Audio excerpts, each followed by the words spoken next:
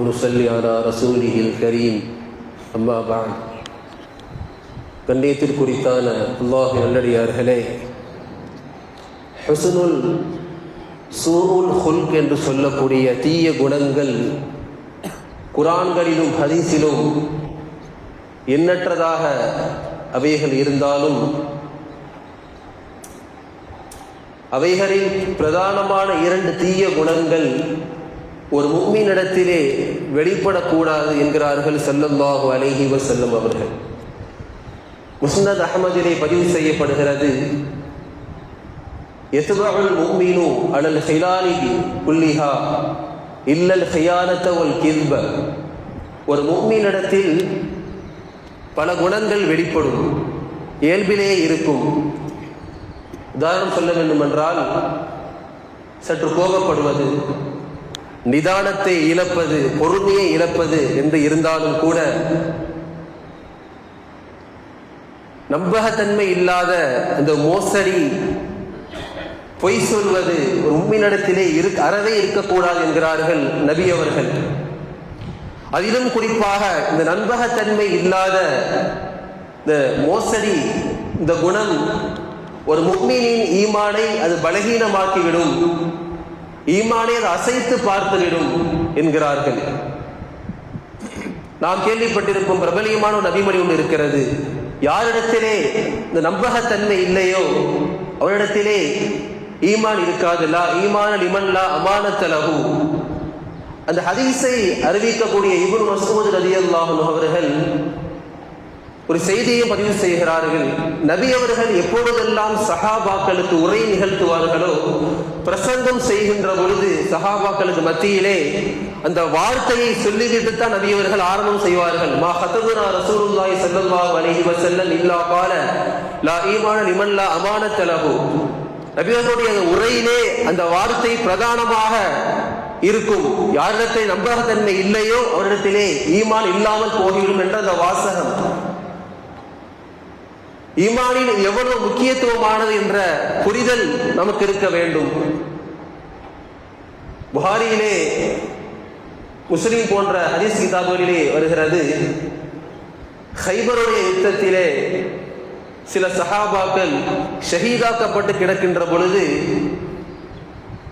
ஒரு சஹாபி பெருமானாரிடத்திலே வருகிறார், யா ரசூலல்லாஹ், இன்னென்ன தோழர்கள் ஷஹீதாக்கப்பட்டு விட்டார்கள் என்று சொல்கின்ற பொழுது, அப்படி ஒரு மனிதரை பார்த்து இவர் ஷஹீத் என்று சொன்ன பொழுது பெருமானார் அந்த தோழரை நிறுத்தினார்கள். நீங்கள் அவ்வாறு சொல்ல வேண்டாம், கல்லா இன்னீல ரஅய்துஹு ஃபின்னார், அந்த மனிதரை நான் நரகத்தில் பார்த்தேன் என்றார்கள் நபி அவர்கள். சுற்றி நின்ற பெரும்பெரும் சஹாபாக்களுக்கு ஒரு ஆச்சரியமாக இருந்தது, ஒரு கேள்விக்குறியாக இருந்தது. போர்க்களத்திலே அந்த சஹாபியின் வீரத்தை, ஈமானிய உணர்வை நபித்தோழர்கள் பார்த்தார்கள். ஆனால் என்றாலும் கூட நபி அவர்கள் நரகவாதி என்று அடையாளப்படுத்துகிறார்களே, என்ன காரணம் என்று தெரியவில்லை. நபி அவர்கள் சொல்கிறார்கள், கனிமத்து பொருட்களிலே உண்டான ஒரு மேல் உருத்து சட்டையை இந்த மனிதர் யாருக்கும் தெரியாமல் மறைத்து வைத்துக் கொண்டார், எனவே அவர் நரகவாதி என்றார்கள் ஸல்லல்லாஹு அலைஹி வஸல்லம் அவர்கள். இந்த செய்தியை சொல்லிவிட்டு நபி அவர்கள் உமரிடத்திலே சொல்கிறார்கள், மக்களிடத்திலே நீங்கள் சென்று போய் நீங்கள் ஒரு செய்தியை சொல்லுங்கள், முஃமின் மட்டும்தான் சோனத்திலே நுழைவார் என்ற செய்தியை சொல்லுங்கள். இதிலிருந்து நமக்கு விளங்குகிறது, நம்பகத்தன்மை இல்லை என்றால், மோசடி இல்லை என்றால் அந்த இடத்திலே ஈமான் கேள்விக்குறியாகி விடுகிறது என்ற செய்தி நமக்கு விளங்குகிறது. இப்னு மஸ்ஊத் ரலியல்லாஹு அன்ஹு அவர்கள் சொல்கிறார்கள், ஒரு மனிதர் ஷஹீதாகிவிட்டால் அவருடைய எல்லா பாவங்களும் மன்னிக்கப்பட்டுவிடும். அல் கத்லு ஃபீ ஸபீலில்லாஹி யுகஃபிரு ذُنُوبَ குல்லஹா இல்லல் ஹியானத. அவர் செய்த மோசடியை மட்டும் அல்லாஹ் மன்னிக்க மாட்டான், அது மட்டும் நிச்சயம் அப்படியே இருக்கும். அல்லாஹ்வுடைய பாதையிலே தன் உயிரை அவர் தியாகம் செய்தாலும் கூட இந்த விஷயத்தில் நிச்சயமாக அல்லாஹ் அவரிடத்திலே கேள்வி கேட்பான் என்ற ஒரு செய்தி இப்னு மஸ்ஊத் ரலியல்லாஹு அன்ஹு ஹதீஸ் வாயிலாக நமக்கு சொல்லுகிறார்கள். அல்லாஹ் பாதுகாக்க வேண்டும். இந்த நம்பகத்தன்மை இருக்கிறதே, அல்லாஹ் ரப்பல் ஆலமீன் பிரத்யேகமாக மனிதனுக்கு மட்டும்தான் இந்த பண்பை வைத்திருக்கிறார். காரணம், நாம் ஆசையாய் வளர்த்த பிராணிகள் கூட பசிக்கின்ற பொழுது அதன் சுய ரூபத்தை வெளிப்படுத்தி விடுகிறது, நம்மை தாக்க முற்படுகிறது. நான் மனிதனிடத்திலே நம்பகத்தன்மை இல்லாமல் போய்விடுகின்ற பொழுது மிருகத்தை விட மனிதன் மோசமானவனாக பார்க்கப்படுகிறான்.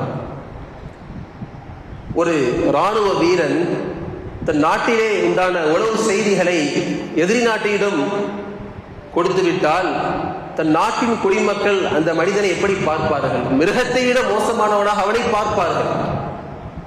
காரணம், மனிதனிடத்திலே மட்டும் இருக்கக்கூடிய ஒரு உயரிய பண்பு. எப்படி இந்த நம்பகத்தன்மை தனிமனித வாழ்க்கையில் மிக முக்கியமானதாக இருக்கிறதோ அது போன்ற சமூக வாழ்வியலிலும் நம்பகத்தன்மை மிக முக்கியமான அடிப்படையான ஒன்று.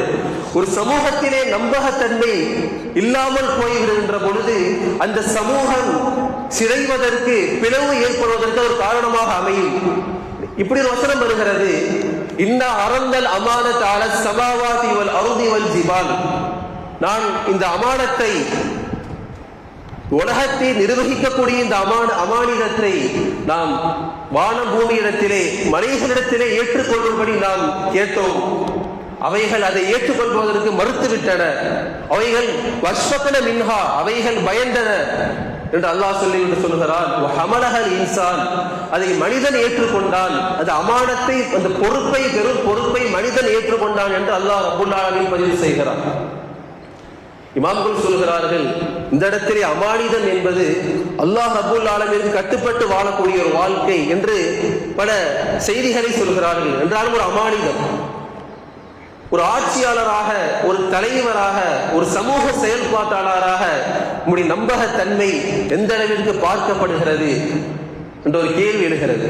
நம்பகத்தன்மை என்றால் ஒரு பொருளை நாம் மறைத்து வைத்துக் கொள்வது நம்பிக்கை மோசடி, அந்த அர்த்தம் அல்ல.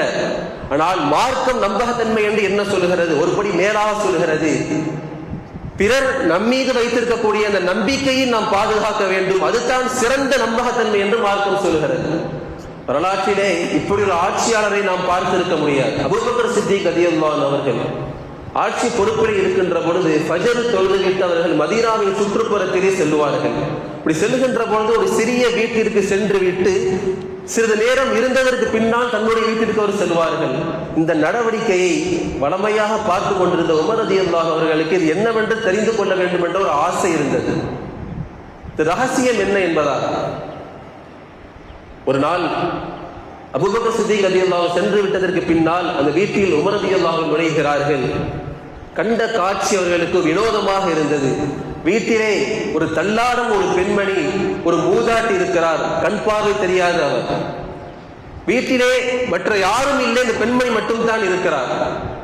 உமர் ரலியல்லாஹு அவர்கள் பெண்மணி இடத்திலே கேட்கிறார்கள், இந்த மனிதர் இங்கு வந்து என்ன செய்கிறார் என்று கேட்கின்ற பொழுது இந்த பெண்மணி சொல்கிறார், அவர் என் வீட்டிற்கு வருகிறார், என் வீட்டை அவர் சுத்தம் செய்கிறார், எனக்கான உணவை அவர் தயார் செய்து கொடுத்துவிட்டு பின்பு அவர் சென்று விடுகிறார் என்ற செய்தியை சொன்னதோடு உமர் ரலியல்லாஹு அவர்கள் தன் தோழரின் மீது ஒரு அவ்வளவு ஆச்சரியம் எழுந்தது. நினைத்து பெருமை கொண்டார்கள்.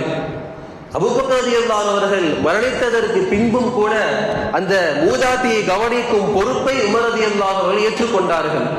ஒரு நாள் அந்த வீட்டிற்கு சென்று அந்த பெண்மணியிடத்திலே பேரித்த பழங்களை, அந்த அவருடைய விதையை, கொட்டையை நீக்காமல் கொடுத்த பொழுது அந்த பெண்மணி கேட்டார், அந்த மனிதர் மரணித்து விட்டாரா என்பதாக. முன்பு வந்த மனிதர் மரணித்து விட்டாரா என்று கேட்ட பொழுது உமர் ரலியல்லாஹு ஆச்சரியப்பட்டு, உங்களுக்கு எப்படி தெரியும் என்று கேட்கின்ற பொழுது பெண்மணி சொன்னார், அவர் இந்த விதைகளை நீக்கித்தான் அந்த பழங்கள் என்னிடத்திலே கொடுப்பார், நீங்கள் நீக்காமல் கொடுத்து விட்டீர்கள் என்று சொன்ன பொழுது உமர் ரலியல்லாஹு சொன்னார்கள், அபூபக்கர் எவ்வளவு பெரிய மனிதர், பின்னால் வரக்கூடிய ஆட்சியாளர்களை அவர் சிரமத்தில் ஆழ்த்திவிட்டார் என்று சொன்னார்கள் உமர் ரலியல்லாஹு அவர்கள். இங்குதான் நம்பகத்தன்மை ஒரு பொறுப்பு என்று நாம் பார்க்க வேண்டும்.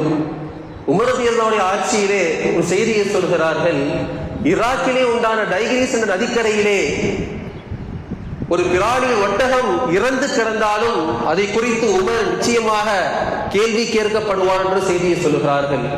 ஒரு பொறுப்பு, அமானிதம் என்ற ஒரு பொறுப்பை மேன்மக்கள், சஹாபாக்கள் எந்த அதிலே உறுதியோடு இருந்திருக்கிறார்கள் என்று நாம் பார்க்க வேண்டும். ஆகவே அல்லாஹ் ரப்புல் ஆலமீன் இது போன்ற உயரிய பண்பை நம்மிடத்திலே அல்லாஹ் அதிகம் தந்தல் புரிவானாக. நம்முடைய ஈமானையும் பாதுகாப்பதற்கு அல்லாஹ் ரப்புல் ஆலமீன் தௌஃபீக் செய்வானாக. வ ஆகிரு தஅவானா அல்ஹம்துலில்லாஹி ரப்பில் ஆலமீன்.